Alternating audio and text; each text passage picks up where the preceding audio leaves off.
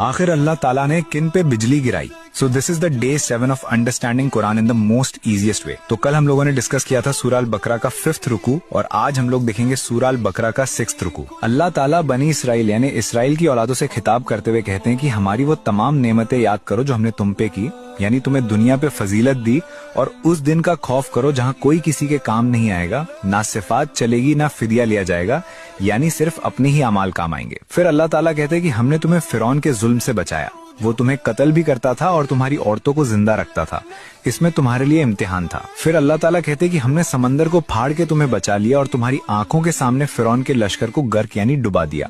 तुम्हारे नबी मूसा जब 40 रातों के लिए चले गए तो पीछे से तुमने बछड़े को अपना माबूद बना लिया। तुमने बहुत जुल्म किया और जब मूसा ने तुम्हारी तरफ से माफी मांगी तो अल्लाह ने कहा कि तुम खुद को कत्ल कर लो सिर्फ तौबा की शिद्दत के लिए, और ऐसे अल्लाह ने तुम्हें माफ कर दिया। तुमने कहा हम तब मानेंगे जब हम अल्लाह को अपनी आंखों से देख लेंगे, तो अल्लाह ने तुम पे बिजली गिराई और तुम सब मारे गए और तुम्हें दोबारा जिंदा किया गया ताकि तुम शुक्रगुजार बनो। फिर हमने तुम्हारे सर पे बादल का साया किया और तुम्हारे लिए आसमान से रिस्क उतारा।